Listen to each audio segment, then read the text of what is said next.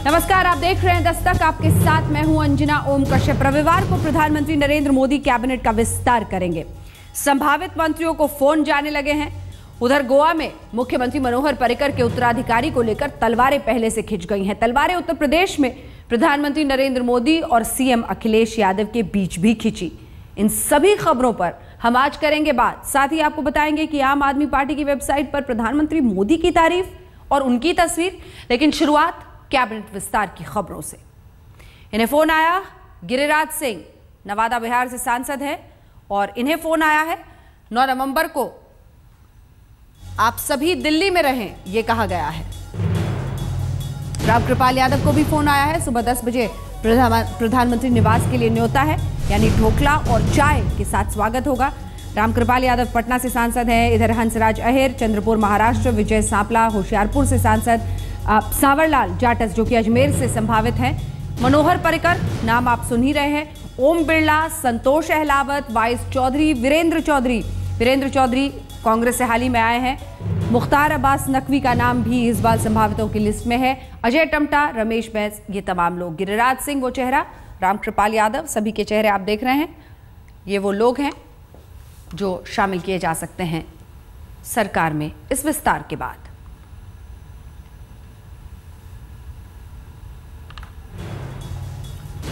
तो मोदी इन्हें बनाएंगे प्रधानमंत्री। चेहरे हम आपको दिखा रहे हैं। मनोहर पर्रिकर गोवा से, इधर ओम बिरला कोटा से यानी राजस्थान, झुंझुनू राजस्थान से ही संतोष का भी नाम है। इधर चौधरी वीरेंद्र सिंह हरियाणा से, मुख्तार अब्बास नकवी उत्तर प्रदेश, अजय टमटा भी उत्तराखंड और रमेश बैस का भी नाम शामिल बताया जा रहा है।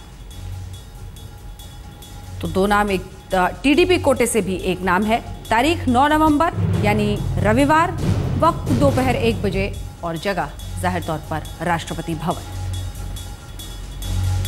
फोन जा रहे हैं और इन फोन कॉल्स में यह बताया जा रहा है कि वो रविवार को यानी 9 नवंबर को दिल्ली में रहें। साथ ही चाय पर भी न्योता दे रहे हैं प्रधानमंत्री। शपथ ग्रहण से पहले प्रधानमंत्री मोदी ने नए मंत्रियों को अपने निवास पर बुलाया है। खबर है कि प्रधानमंत्री नए मंत्रियों को ढोकला खिलाएंगे, चाय पिलाएंगे, लेकिन सामने वो उम्मीदें भी रख देंगे जो एक प्रधानमंत्री के रूप में उन्हें अपने मंत्रियों से होगी।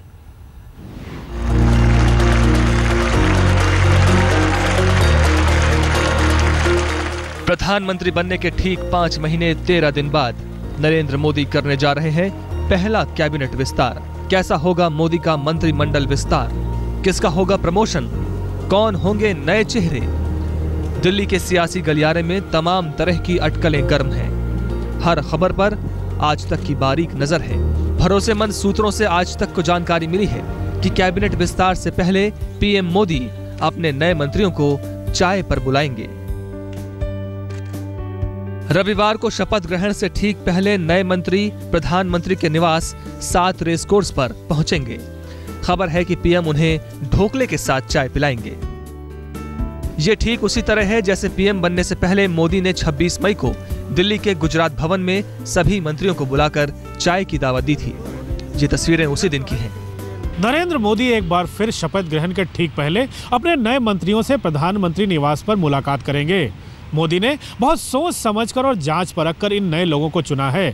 तभी तो शपथ ग्रहण के ठीक पहले वो उन्हें बताना चाहते हैं कि उनसे मोदी को क्या उम्मीदें हैं और कैसे उनकी उम्मीदों पर नए मंत्रियों को खरा उतरना है। सूत्रों के मुताबिक शपथ ग्रहण समारोह दोपहर 1 बजे होगा।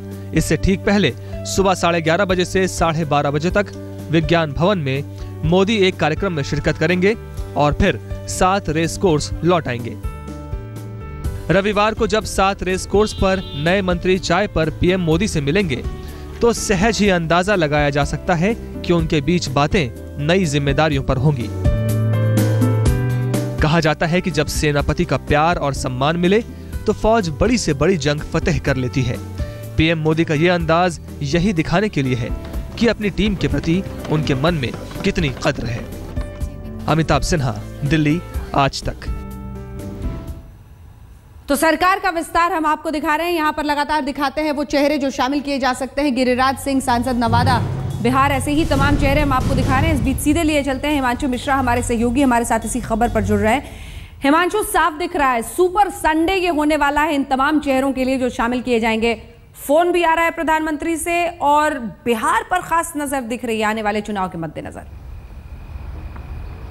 देखिए, बिल्कुल बिहार पर खास नजर दिख रही है। प्रधानमंत्री की गिरिराज सिंह नीतीश कुमार के मुखर विरोधी रहे हैं जब वो सरकार में भी थे, और उसके बाद भी नीतीश कुमार के ऊपर अगर कोई बीजेपी से हमला करता था वो गिरिराज सिंह थे, उसका रिवार्ड उनको मिलेगा। रामकृपाल यादव आरजेडी छोड़कर चुनाव से एन पहले आए थे, टिकट ना मिलने से नाराज थे। लालू प्रसाद यादव की पार्टी आरजेडी से बीजेपी में शामिल हुए, चुनाव लड़े, जीते। लालू प्रसाद यादव की बेटी को हरा के उनको भी एक कह सकते हैं कि सम्मान देगी बीजेपी मंत्री पद देकर। साथ ही साथ विजय सापला पंजाब से है, उनको भी प्रधानमंत्री ने कॉल किया है कि 9 तारीख को सुबह 10 बजे वो 7 RCR पहुंचे, उनके साथ चाय नाश्ता होगा। साथ ही साथ सावरमल जाट अजमेर से सांसद हैं, उनको भी न्योता है। और जयंत सिन्हा, यशवंत सिन्हा के बेटे हैं, बीजेपी के वरिष्ठ नेता है, फाइनेंस मंत्री रहे हैं, उनके बेटे को भी न्योता दे दिया गया है। और सुरेश प्रभु, साथ ही साथ मनोहर पारिकर जो रक्षा मंत्री बनने जा रहे हैं, इन सबको न्योता दिया गया है। ये सारे जो नए चेहरे सरकार के अंदर आएंगे उनको प्रधानमंत्री अपने साथ चाय नाश्ता करेंगे। साथ ही साथ वो कसौटी बताएंगे जिस कसौटी पर उनको खरा उतरना होगा अंजना, और प्रधानमंत्री नहीं चाहेंगे कि किसी तरीके से उनकी कसौटी पर वो खरे ना उतरे, इसीलिए पूरी तरीके से उनको जानकारी दी जाएगी किस तरीके से उनको काम करना है। बिल्कुल हिमांशु, और बहुत दिलचस्प है। बड़ी बात है, अगर इस पूरे कैबिनेट रिशफल में हम देखें तो साफ दिखाई दे रहा है, एक तरफ दोस्ती का सबसे बड़ा पुरस्कार अगर मनोहर पर्रिकर को दिया जा रहा है, तो राजनीतिक रूप से दुश्मन नीतीश कुमार के दुश्मनों को सबसे ज्यादा पुरस्कार बिहार में देते हुए दिखाई दे रहे हैं। इसके साथ ही बेटा भी अब शामिल होगा। देखिए, यशवंत सिन्हा के बेटे भी शामिल हो रहे हैं कैबिनेट में। बहुत सारी बातें हैं, रविवार को ये होना है। लेकिन इस फेरबदल से पहले रक्षा मंत्री अरुण जेटली का बड़ा बयान आया है। आज तक एक्सक्लूसिव बातचीत में उन्होंने कहा कि पहले से ही रक्षा मंत्रालय तो मेरे लिए अतिरिक्त प्रभार था, मुझे एहसास था कि छोड़ना है। When I took over charge of that ministry, I said it's a temporary charge, it's an additional charge. And people were surprised that that was my very first statement as the defense minister. So you're itching to get out of South Block? Well, this was always an additional charge with me, and that's what I stated the very day I assumed that. इधर जिसे ये प्रभार मिल सकता है, गोवा के मुख्यमंत्री मनोहर पर्रिकर रक्षा मंत्री बन सकते हैं। ऐसे में सवाल उठता है कि गोवा में उनका उत्तराधिकारी कौन होगा। इस मुद्दे पर गोवा बीजेपी में असंतोष हो गया है। डेप्यूटी मुख्यमंत्री फ्रांसिस डिसूजा ने बगावती तेवर अपना लिए। गोवा के सीएम पद से अभी मनोहर पर्रिकर का इस्तीफा भी नहीं हुआ और पर्रिकर के उत्तराधिकारी को लेकर गोवा बीजेपी में असंतोष के स्वर उभर आए हैं। गोवा में बीजेपी के अल्पसंख्यक चेहरे डिप्टी सीएम फ्रांसिस डिसूजा ने सीएम पोस्ट के लिए अपनी लामबंदी करते हुए साफ कह दिया है कि वो किसी जूनियर के नीचे काम नहीं करेंगे। Logical, no? When number one goes, number two replaces him. If anybody junior becomes the chief minister, naturally I'll prefer to be a simple MLA and be with the party. आज तक से बातचीत में गोवा में अल्पसंख्यक समुदाय से सीएम का मुद्दा विधायक माइकल लोबो ने भी उठाया है। हालांकि मनोहर पर्रिकर इस पर कुछ भी कहने से बच रहे हैं। मैं थोड़ी बोल सकता हूँ, देखो पार्टी बड़ा पार्टी है, नेशनल पार्टी है, हम लोग एमएलए है, हमारा भी से वो लेंगे और जो सेंट्रल लीडरशिप का से भी उसको भी मान लेंगे। जो भी अच्छा कैंडिडेट कॉन्सिक्वेंसेस कैंडिडेट है उसके लिए बनाएंगे। मैं हर एक से पर्सनली बात की है, इसके सिवा मैं आपको कुछ नहीं कह सकता हूँ।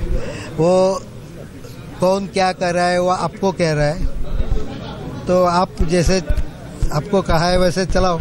मुझे जो इन्फॉर्मेशन है उसके हिसाब से मैं पार्टी को ब्रीफ करूंगा। पर्रिकर के उत्तराधिकारी के रूप में स्वास्थ्य मंत्री लक्ष्मीकांत पार्सेकर, विधानसभा अध्यक्ष राजेंद्र अरलेकर और डिप्टी सीएम फ्रांसिस डिसूजा का नाम रेस में बताया जाता है। इनमें लक्ष्मीकांत पार्सेकर को सबसे प्रबल दावेदार बताया जाता है। बहरहाल कौन है पर्रिकर का उत्तराधिकारी, इसका सस्पेंस शनिवार दोपहर तक खत्म हो जाएगा। 12:30 बजे Bharatiya Janata party legislature team की बैठक होगी, उसके बाद करीबन 1 या 1:30 बजे तक आ जाएगा। एमएलए बहुत सारे से उसके पहले चीफ मिनिस्टर रिजाइन होना चाहिए, तो ही वो नया लीडर चूज कर सकते हैं। तो पहले 11 साढ़े 11 बजे मैं इस्तीफा देने वाला हूँ, उसके बाद में मीटिंग। पर्रिकर के मुताबिक शनिवार को बीजेपी संसदीय बोर्ड की बैठक होगी। उसी बैठक में ये फैसला सुनाया जाएगा कि पर्रिकर गोवा के सीएम पद से कब इस्तीफा देंगे। उनके मुताबिक सुबह 11:30 बजे के करीब वो इस्तीफा देंगे। इसके बाद पणजी में बीजेपी विधानमंडल दल की बैठक होगी। इसी बैठक में पर्रिकर के उत्तराधिकारी का फैसला होगा। हालांकि बताया जाता है कि बीजेपी संसदीय बोर्ड की बैठक में ही पर्रिकर के उत्तराधिकारी का फैसला हो जाएगा। पर्रिकर के इस्तीफे से 2 घंटे के भीतर नए सीएम की शपथ हो जाएगी। सीनियर नेता राजीव प्रताप रूडी और कर्नाटक के पूर्व सीएम बीएस येदियुरप्पा पर्यवेक्षक के रूप में गोवा पहुंच चुके हैं, ताकि पर्रिकर के उत्तराधिकारी का चुनाव बगैर किसी असंतोष के हो जाए। गोवा से अमृता शेडगे के साथ आज तक ब्यूरो। तो चलिए, इधर मंत्रिमंडल विस्तार को लेकर गहमा गहमी है। इधर बात जरा काशी की कर लेते हैं, जिसका कर्ज चुकाने आज प्रधानमंत्री नरेंद्र मोदी प्रधानमंत्री बनने के बाद पहली बार पहुंचे। उन्होंने बुनकरों के लिए व्यापार केंद्र की आधारशिला रखी। आदर्श ग्राम योजना के तहत जयपुर गांव को गोद लिया। हालांकि मोदी का दौरा वाराणसी तक सीमित है, लेकिन उनका संदेश पूरे उत्तर प्रदेश तक है।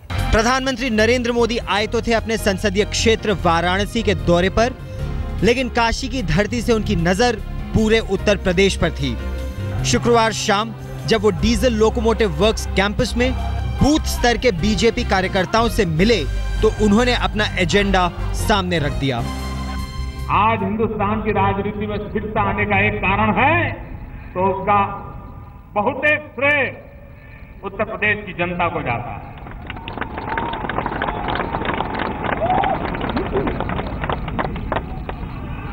कितना बड़ा भारी समर्थन दिया, और मैं उत्तर प्रदेश का हृदय से आभारी हूं। मोदी ने कार्यकर्ताओं को शाबाशी दी कि उन्हीं की बदौलत अरसे बाद देश में एक दल की बहुमत वाली सरकार है। इससे विदेश में हिंदुस्तान को देखने का नजरिया बदला है। मोदी ने भरोसा जताया कि हरियाणा और महाराष्ट्र जैसे नतीजे जम्मू कश्मीर और झारखंड में भी होंगे। देश की जनता भरपूर आशीर्वाद दे रही है। अभी महाराष्ट्र में आशीर्वाद दिए, हरियाणा में आशीर्वाद दिए, झारखंड में भी देंगे, जम्मू कश्मीर में भी देंगे, मेरा विश्वास है। इससे पहले मोदी ने लालपुर में व्यापार केंद्र की आधारशिला रखने के बाद कैबिनेट के जिस फैसले के बारे में बताया, उससे साफ हो गया कि पीएम की सोच काशी से आगे की है। पिछले सप्ताह भारत सरकार ने एक करीब 2375 करोड़ रुपए का पैकेज देना तय किया है, घोषित किया है, और उसके तहत इस इलाके में 16 बैंक, ये बैंकें जीवित हो जाएगी। यानी मोदी आए थे वाराणसी के लिए, लेकिन अपने एक बयान से उन्होंने यूपी के 16 जिलों को तोहफे की खबर दे दी।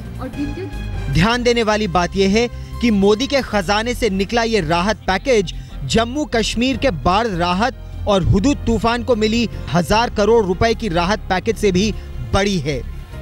इसी से आप समझ सकते हैं कि यूपी मोदी के लिए कितना अहम है। इसका एहसास उत्तर प्रदेश के मुख्यमंत्री अखिलेश यादव को भी है, लिहाजा उन्होंने भी पलटवार करते देर नहीं लगाई। जितना बुनकर का दुख अगर उनको भारतीय जनता पार्टी समझती है, उससे कई गुना ज्यादा समाजवादी पार्टी समझती है। जाहिर है प्रधानमंत्री मोदी की अगुवाई में बीजेपी जिस तरह से तमाम प्रदेशों में परचम लहराती आगे बढ़ रही है, यूपी के सीएम अखिलेश यादव को भी इसका अंदाजा है। सबको मालूम है कि लोकसभा में यूपी का जलवा दिखाने के बाद अब बीजेपी के लिए यूपी विधानसभा चुनाव कितना अहम है। ऐसे में बड़ा सवाल यह है कि क्या मोदी का दौरा चुनावी राजनीति के लिए था या फिर सिर्फ वाराणसी के विकास के लिए।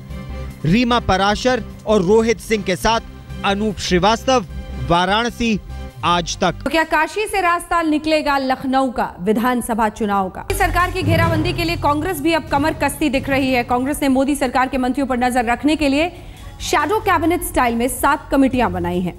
वीरप्पा मोइली को वित्त, वाणिज्य, सूचना प्रसारण और विदेश मंत्रालयों के कामकाज पर नजर रखने वाली कमेटी की कमान दी गई है, जबकि इसके सदस्य होंगे आनंद शर्मा और ज्योतिरादित्य सिंधिया। गृह, रक्षा और कानून मंत्रालय पर पैनी नजर रखने का जिम्मा ए.के. एंटनी को सौंपा गया है। अश्विनी कुमार, राजीव साटव इस कमेटी के सदस्य होंगे। इधर कृषि और पेयजल मंत्रालयों की निगरानी करेंगे दिग्विजय सिंह। सदस्य होंगे अशोक चव्हाण, निनांग इरिंग। रेलवे, श्रम और महिला विकास मंत्रालय की शैडो कमेटी का मुखिया मल्लिकार्जुन खड़गे को बनाया गया है। ऑस्कर फर्नांडिस रंजन सदस्य होंगे इस कमेटी के। गुलाम नबी आजाद के जिम्मे होगा स्वास्थ्य, महिला और बाल विकास मंत्रालय। जेरूसलम और के सुरेश इसके सदस्य होंगे। मानव संसाधन विकास और पंचायती राज मंत्रालय की खामियों का पर्दाफाश करने की जिम्मेदारी होगी मणिशंकर अय्यर की। भालचंद्र मुंगेरकर और सुष्मिता देव उनके साथ होंगे, जबकि ग्रामीण विकास और पर्यावरण मंत्रालय की शैडो कमेटी का जो सर्वोसर्वा है वो होंगे वी थॉमस। अगली खबर का रुख करते हैं, बेहद दिलचस्प है। आम आदमी पार्टी की साइट पर प्रधानमंत्री नरेंद्र मोदी की तारीफ, उनकी तस्वीर जानकर आप हैरान होंगे। आम आदमी पार्टी आज अपनी साइट पर मोदी की ही तारीफ कर बैठी। आपने शुक्रवार को अपनी साइट पर बैनर लगाया, दिल्ली की आवाज, Modi for PM, Arvind for CM. इसके साथ ही साइट पर केजरीवाल के साथ मोदी की तस्वीर भी लगाई गई। हालांकि बाद में इसे हटा लिया गया। इस पर बीजेपी का कहना है, जावड़ेकर का कहना है कि पहले ही हार मान गई है आम आदमी पार्टी।